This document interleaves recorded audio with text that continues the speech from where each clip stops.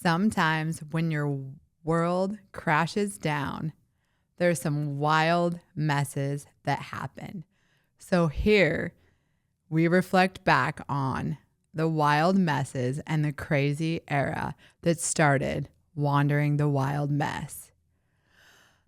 Hey guys, let's get into it. I'm so happy you're here. And I want to say there's been so many of you reaching out and so many new listeners that I thought it was about time we went down memory lane with the things in our journeys, since we all have them, that we look back and go, what was I thinking? What was I doing? Literally, in my case, I was not only a wild mess, but completely unhinged when I started my life over, moved across the country alone, didn't know anyone, and was truly wandering the wild mess.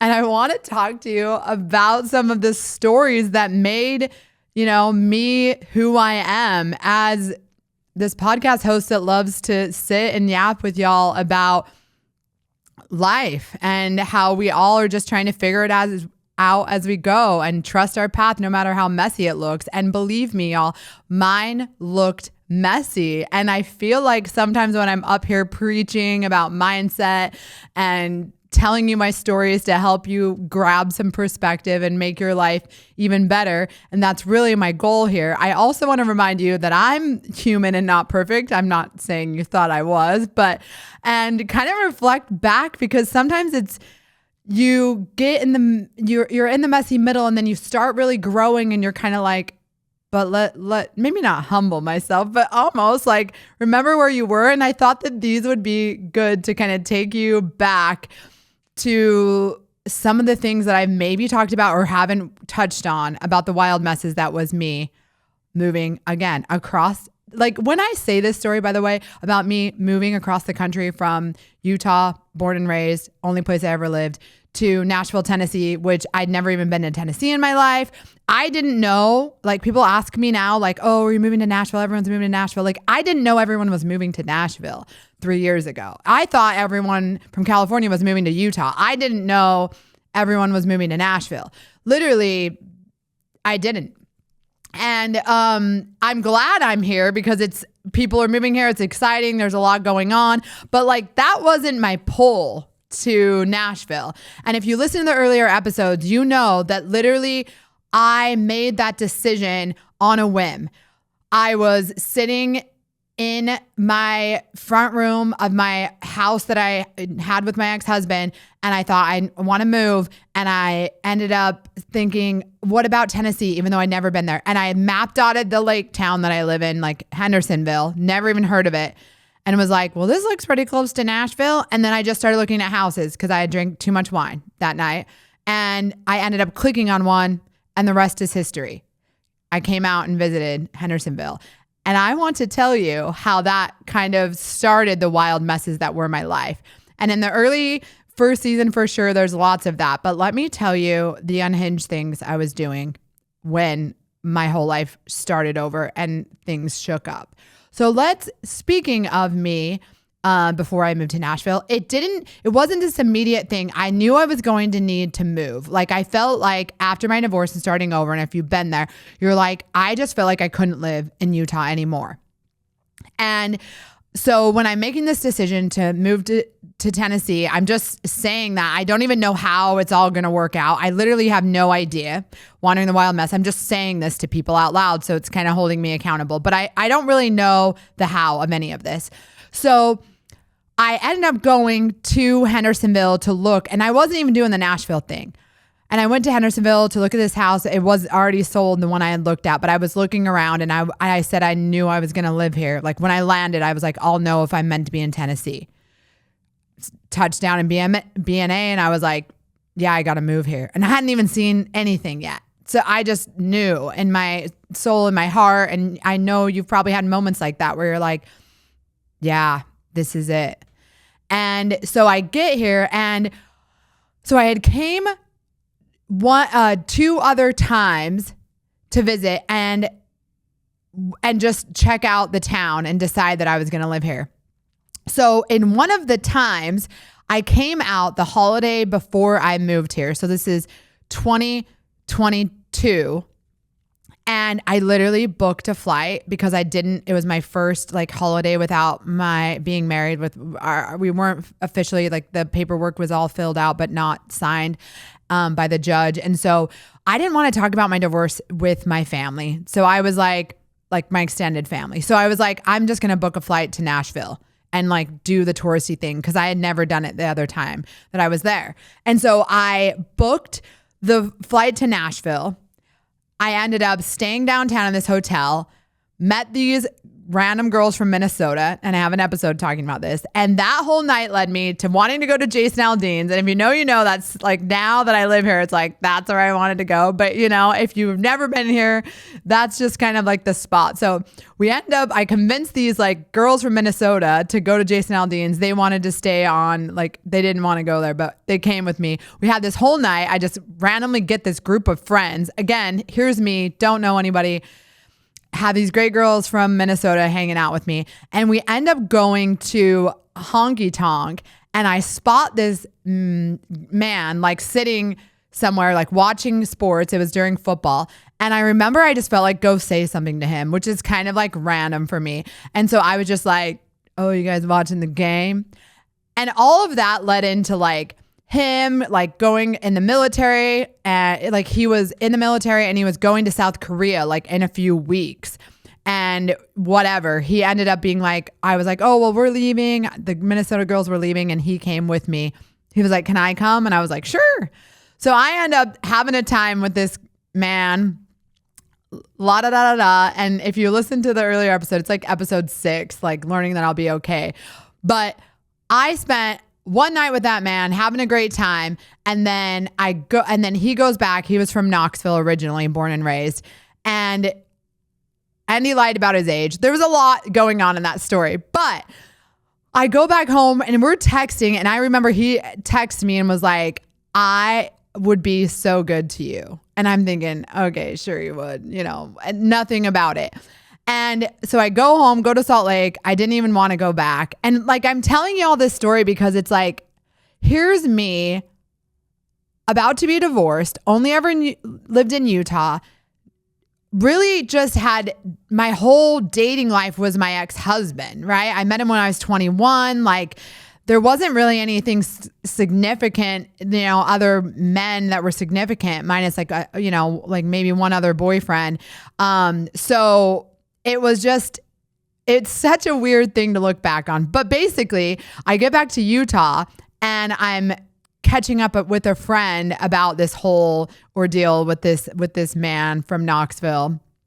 And he texts me and he was like, we were texting and I said something like, oh, I just wish I was back in Tennessee. He's like, come to Knoxville after Christmas and spend the week with me before I go to South Korea. And I'm like, why would I can't do, like, I don't even know him. Like I met him one night and then, a little couple shots of tequila later with my friend. And she's like, why not? And I literally booked a one-way ticket to Knoxville. And I'm playing this back because if you're newer here and you haven't listened and you haven't binged the whole season, you're like, but this is the kind of thing that I was doing post divorce. I met this man for one night and now I've never even been to Knoxville either, like at this point, so I'm just booking a one-way flight to Knoxville, don't even have a return, don't even know. I'm going to spend a week with him doing what? I have no idea. And so he's saying all these things we're going to do. And long story short, I flew out to Knoxville and spent a week with him and then went to Chattanooga. And then he's like, come to Crossville and stay with me and my friends for New Year's before I go. Cause he was leaving like New Year's Day or the day after New Year's Day to go to South Korea. And I will tell you, we took the whole trip was amazing. We went to Gatlinburg, like had so much fun. And it was like, if you listen back to the episode, because I was much more close to the feeling then, I'm really like, at this point as in my journey, I was like, oh, like I'm going to be okay. Like another man's going, like the way that he was with me and how like how he was with me, I knew for some reason that I was going to be okay in this. And it wasn't like, oh, I'm marrying this man. Oh, this is my next boyfriend. Oh, he's going to South Korea. He's younger than me, lied about his age. Like I'm not thinking long term here, but I'm like, the way that this is, I feel like I'm going to be okay.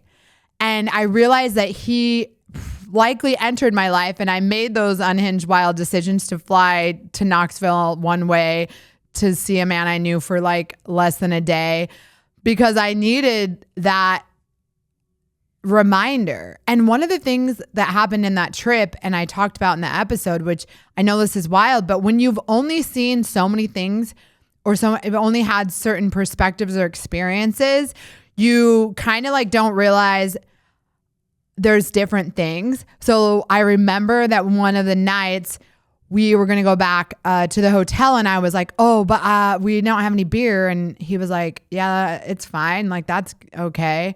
And I was like, my like ex-husband would have never just been like, yeah, that's fine. And I know that sounds small and silly, but like in my head, I was like, oh, there's men that don't think like that. And I know that, but I'm just putting you in the place of like, sometimes it's why you have to experience new things. Cause it's not that I'm like, I didn't feel like I was an unintelligent grown woman, but there was just experiences that I hadn't had in a really long time that made me feel like, wow, this is new. And so there was a lot with that, that man was like very critical piece. I think we both had new experiences happening in our lives at the same time. And so we met each other for a really, specific reason. And I like have nothing but love for that man. I hope all of the best things for him. And he was just such a key piece of my journey. But when I was telling my friends, besides the one that was like, yeah, because she's just always my yes girl. My back home friends, I feel like we're kind of like, what the like, who is this girl? Because I was so buttoned up before. I wasn't the one to just be so let loose and so like, I guess almost like, so if you want to call it irresponsible, I don't know if it was necessarily responsible of me to just fly across the country to spend time with a man that I'd literally known for less than a day. But I was already just shaking out my life so much. It felt so easy to just be like, yeah. And what's funny about that, so the next unhinged thing, I mean, there was a lot that happened. You really have to binge all of it if you haven't. But the other thing that was funny about it is that Knoxville, then I had my heart. Like I had never been to Knoxville, and he was born and raised there. So he showed me everything. He took me hiking where, like we go to Calhoun's, like all the things. So I'm just loving Knoxville. And it's actually where there's just so much connectivity. I won't even get there, but it's actually where I met that one ex-boyfriend that cheated on me. If you listen to the Lessons in Betrayal episode. So there's just so much that was connected because of that trip. But I also met people and they're like, you got to go to Cotton Eye Joe's. So him and I had never gone to Cotton Eye Joe's. I'm a big country music girl, love music. So I planned after I moved here. So let's fast forward. Now I moved here across the country alone. I go to Cotton Eye Joe's for a concert. It's Dylan Marlowe. He had the song Record High. I'm all about it. I'm like, okay, never been to Cotton Eye Joe's. I go to Cotton Eye Joe's by myself. Drive down. And I remember I'm going and I was super late because I didn't realize that Tennessee had 2 time zones. Like at that time, I didn't really think, oh, wait, I'm going to be on Eastern time, which is still kind of wild to me. But now of course I always just know now, but in that early stage. So I'm driving to Knoxville, losing an hour. And I get to Cotton Eye Joe's. I remember I get to the hotel, and this is definitely in my messy, more drinking era. And I'm having a couple drinks before I get the Uber. And we go to Cotton Eye Joe's, and like, it's such a good time. I meet these girls. I swear, me, and I feel like I'm still this person, just a little less, I'm a little more put together now, but I'm just meeting people. Like, I'm by myself. Like, I don't know anybody. I'm just going to Cotton Eye Joe's, don't know a dang person, hanging out with these girls. We're all vibing. The next thing you know, this other guy catches my eye, super cute guy, super charismatic. So we start yapping. And I kid you not, we're probably talking for like 30 minutes in, and then we start dancing. He's like a great dancer, and it's a really fun bar for dancing after the show was over. And this man ends up going up to all of these random people that we're like meeting and telling them that we're engaged so that they will buy us drinks. Like, he's like, this is my Beyonce. Do you want to buy us a shot? Like, and I'm just rolling with it. I'm just rolling. Like, I'm literally like looking back now at where I'm at. Like, if I was to do that tomorrow, like, I don't know if I'm still that girl. But it was such a fun night. Then him and I ended up going to Waffle House after that. And we're sitting there, and we hadn't talked that much. We were just like drinking. We're sitting there, and for some reason he's sitting on the same side of the stool as me. And so there's 2 seats. It's pretty hopping Waffle House out there in Knoxville, right by the Cotton Eye Joe's. These 2 men, like this older gentleman and this younger gentleman, just sit in the booth with us. And I'm just like, maybe he knows them. And then they're like yapping with us. And one of them's talking, and I think I talked about this in an episode, but they're just going on. And finally they're like kind of arguing back and forth. And at some point, like, he pays, and we're walking back out, and I'm like, did you know those men? And he's like, no. No, they just sat with us. And I'm like, okay. Like, my whole life just felt like it was like the most unhinged, wild story. And like, maybe to you, if this is your life, it doesn't seem that wild. But for me, I was like, this is not what my day-to-day was looking like, or what I thought it was looking like. It was just so much more unhinged than I ever thought. And I feel like that was sometimes the thing I miss about the really messy middle of my journey, is that it was so randomly fun. Like, I felt like I was almost like, and if you're here, I want you to like take this on. Like, if you're feeling like you're in the messy middle about it, like, don't get me wrong, when I'm telling you these fun and unhinged stories, there was times of like despair. But when I look back, it's just, I'm so glad I had this opportunity to almost like relive life a little and just be fun. Because I think sometimes, and especially where I was in my life before this, I just took so many things seriously, like, that didn't need to be that serious. And I mean, I'm not saying I was never like funny or having fun, but I was just getting uptight about things that really didn't matter. And this messy season allowed me to be like, yeah, like, this is just fun. Like, kind of when you watch movies and you're like, that only happens in the movies. I felt like my life was the stuff that only happens in the movies. Like, I remember back to a time. So when I first moved here, I went to Broadway more because, you know, I met a group of friends, and a lot of us were new to Nashville at the time. And so we had just fun people going out all the time. And I remember one night we were out, I think we went to Whiskey Jam, and then we ended up and then they moved it to Broadway. And so we ended up going to Robert's Western Bar World. And that's like the best bar on Broadway, in my opinion, but it's totally a different vibe than Jason Aldean's, right? Like, not the same. But I'd pick it every day. So we were there, and we're at the top, there's an upstairs, and we're there, and this is like a movie one. And I haven't told this story, and this man has been like, when am I going to be on the podcast? Not recently, but he's asked me months and months and months ago. I haven't spoken to him, but I'm going to tell his story because it was just so fun. So we're up there, all of us are just kind of, you know, doing our thing, and I spot this man, and I'm like, he is so cute. Like, so super attractive dude. So he like looks back at me, and I'm like, and so we're doing the eye thing, And he comes over, and I've told my friends, and if any men, like, I know I got my male listeners, I thought this was like, for me, this line, if it was a line, which I'm sure it was a line, I'm probably not the first girl I said it to, but I loved it. So he comes over and he was like, hey, kind of like, hey, I don't know, like probably like, oh, you're so pretty, or I don't know, something. But then what he says that hooked me is he was like, do you want something to drink? And then he goes, I just want to know everything about you. And I was like, I love that. Clearly, I didn't have the podcast at the time.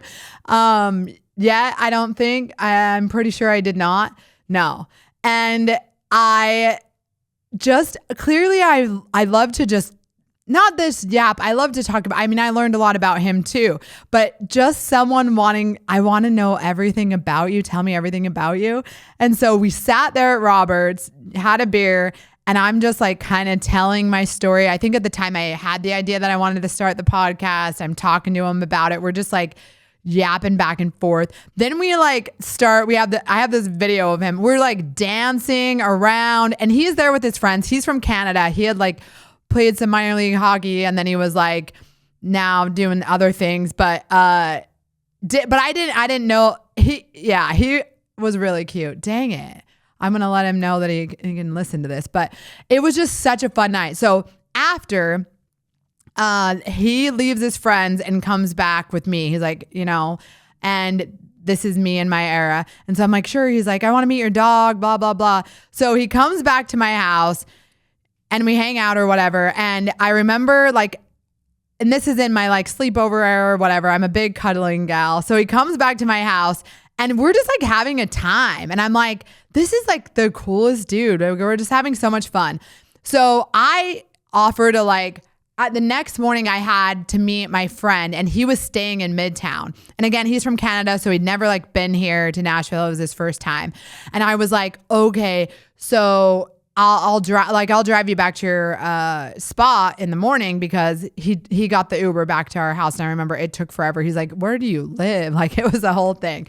But I drop him off at his hotel in Midtown, and I'm like, and it's kind of like weird, because it's like, he's with his boys. I'm not going to be like, oh, let's hang out the whole weekend that you're here on a guy's trip. So I was just like, it was so great meeting you, yada, yada, yada. He's like, it was so like, how do I meet the coolest girl on the first night that I get to Nashville? I was like, thanks.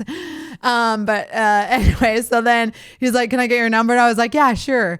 So then I tell him, I was like, the best bars, because this is in my Midtown era. So I'm like a Losers Red Door regular. So I tell him, I was like, my favorite bar is Losers, and you have to go get a root beer float shot at Red Door because you're right there. And he was like, okay. We have all these plans. He's going to a hockey game. He's going to a Titans game. Like, he already had the whole guy, him and the guys had everything booked. So I was just like, well, if you're close, you should go there.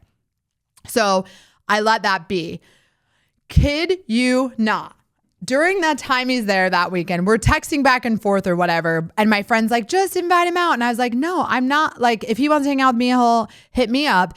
But I'm not hitting him up. He's on a guy's trip. Like, it's not that big of a deal. Like, he doesn't even live here. So we're texting back and forth, like just here and there. He's like sending me some pics from what they're doing. And that was because I met him on the Friday. So on the Sunday, we both are at the Titans game. And so we're talking about like that, whatever. So I end back up at Robert's after the Titans game. And then my buddy had some friends in town from Florida, and they were going to Losers. And so I was like, I wasn't going to go, but I was like, okay, fine, I'll go. So we end up going to Losers. Me and this Canada man had been like texting back and forth. Well, we go to Losers. I beat my buddy there. And I go in and I was like, I got to run to the restroom. And it's not busy at all. It's still like kind of early. And I go to the bathroom. I come out, and there he is with his friends sitting. And I was like, what are you doing here? He's like, you told me this is the bar. And so it was so fun. So then I end up kind of like not dogging my buddy. I don't even know what ever happened to him. Like maybe he didn't even come back. So I just ended up hanging out with the Canadian guy and his Canadian friends the whole time at Losers. And then we of course had to go to Red Door and had a root beer float shot. And it was like the best time ever. Like what are the odds that I meet like this cool Canadian guy dancing country with me, asking about my life, just so cool. And then happen to like see him again the night before he leaves, just randomly at Losers. And then we like hang out and his friends are cool too. And we just spend the whole time together. Like it was, I just couldn't make it up.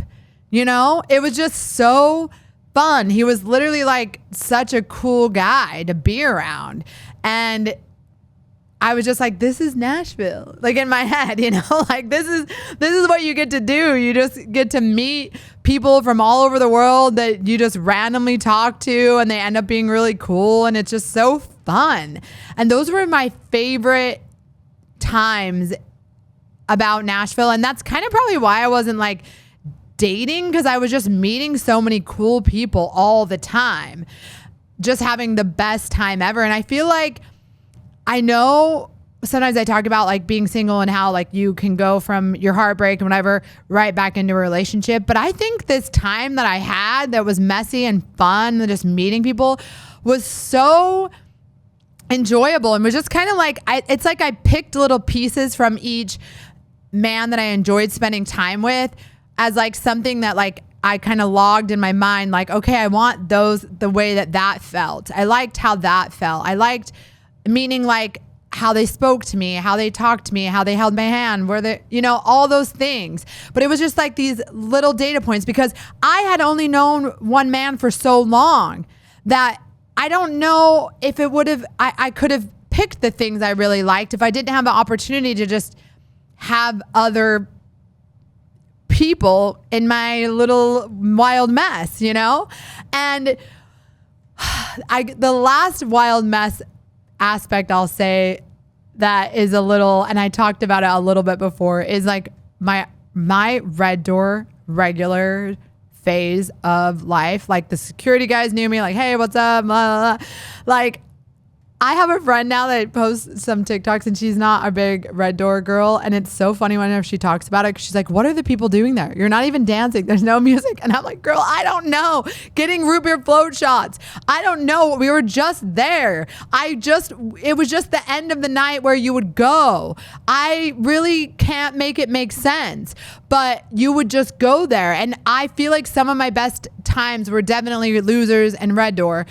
I would say more Losers, but Red Door was just the end. But the funny thing is I want to tell this really quickly because I learned fast that Nashville is small by going to Red Door a lot when I first moved here. Because I remember I was there with a friend and we had been talking to a couple of guys, and I have an episode that kind of talked about this, but it was so messy and I'll keep it short. But y'all, I'm at Red Door. We're talking to a couple of guys. And one of them's like talking to me. I'm not interested in him at all, like, but I yap with everybody. So sometimes I learn that like men can think that means I'm interested, but usually I'm just genuinely curious about people. And I always ask questions. That's just who I am. So I'm talking to this man. Well, he starts getting a little bit closer, but it's not like weird. And then the next thing you know, I'm standing there and we were probably talking for a good 45 minutes. Like my other friend was there and then she decided to leave and I was still yapping and we were all just talking, and it was like him and his friend from out of state, but he was like from Tennessee and like an artist. I mean, who's not at Red Door? I mean, who knows? But I don't know anything about this yet. So the next thing you know, he like puts his hand like on mine, like literally it's not even touching mine for like but a millisecond, it feels like, before this girl, who swoops out of nowhere and is like, what are you doing? Looking directly at me. What are you doing? That's my boyfriend. And I'm like, literally, I have not been confronted like that, like probably since, in my mind, I'm thinking like middle school. Like for me personally, like I don't even remember a time when I was like doing that. And I'm not like saying that for her, like to, but I just don't even know. This is like never even, and I was like, she goes, that's my boyfriend. I'm like, oh, okay, and he's not saying a word. She's not going at him. She's like coming at me. And I'm literally like, I don't even know what to do. I don't even remember how I got out of that situation, but I remember as soon as I somehow like scooched away from the scenario of this gorgeous brunette coming at me over this man that I wasn't even interested in. I like walked out, and then I was like, I called my friend that had just left, and she was in her Uber, and I was like, Kelsey, this girl just came up to me, and I'm such a baby, and I'm like pretty much crying, and I'm not like afraid. I'm just like, I didn't know I was doing anything wrong. And I quickly learned that like, this is one thing I quickly learned as like a single woman that I didn't know before. Like, people are like territorial, like you don't really know who's together. Like it became this whole other wild mess of trying to understand people, because you might be talking to Red Door, like a man at Red Door one night, and then the next night he's there and like he forgot he even talked to you, or and I don't care, but like other people do. Like I realize it's like all for their own. Like I remember one time we were with this one guy, my friend was hanging out with him like this whole night. I thought everything was great with them. And then, it was actually the time with the Canadians. So then I'm at the bar with the Canadians, and he, that my friend was just hanging out with, was with some other girl there. And I get it, you're not together, but like, this is like a whole new drama nightlife that I didn't even know existed. I'm like, like it literally needed its own show. Like I never really wanted to be a part of it, but it was interesting to learn about it, because I remember one artist coming back to my house, and he pulled out his guitar out of his truck and started playing the song. And it was actually really good, mind you. I will give him that. And it was really good lyrically and melody. Like it was a good song. But then I remember him playing it, and then he's like, at the end, he's like, I hope you're not offended that it's about another woman. Like it's not about you. And like, I hope that's okay. Like that doesn't ruin anything between us. And I'm like, bro, we met like 5 hours ago.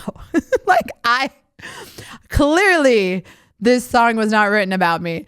And it was just like in my head, I'm like, how many, like, has some other woman got upset that the song wasn't written about her, that you felt inclined to tell me it wasn't about me? It was a world and a wild mess that I hold so near and dear to my heart. And I have so many more stories, but I'm not going to keep on this. I know we'll come back to it again, but like, if you haven't binged the early seasons, go back. If you haven't, gave the podcast a review or liked it, a review? Yeah, write a review is really nice, but 5 stars, that's what I would love. But I also want to remind you before I wrap this up that and I wanted to say, looking back, the whole season of my life might have looked like pretty wild when I think about it and I say it out loud as a grown woman who had her corporate career, all her things, but the mess is really what made me who I am. Like, it allowed me to loosen up. It allowed me to be less serious. It allowed me to understand people and relationships and men and women and Nashville and life totally differently. So I hope it added a little bit of joy to your day, and to remind you that sometimes the messiest seasons in our life are really just the most joyful, because you're learning in the mess every single time, and it's showing you things that you need to see. You're collecting like data points. I know it's kind of geeked out, but like about all of the things I do and didn't like about that era of my life. There's things that were really messy that I wouldn't do again. That I don't want to say regret, because everything has a purpose, but I wouldn't do a redo, I'd probably act a little differently, but for the majority of the time, even my messiest stages where it's maybe like, you're a grown woman, grow up. It's like, I had fun, and I'm not going to shame myself for living a life that looked messy, because it was real. So Thank you so much for being here. I just want to remind you again, I really mean it. If you give the review on the podcast, it helps people find it. So 5 stars right now, takes 2 seconds, means the world. I'm so happy you all are here. You are wandering this wild mess with me, some of you for so long, and it means so much to me. So again, even when it looks messy, know that everything has a purpose and you can trust your path. This was Wandering the Wild Mess with Heather Morgan. You matter.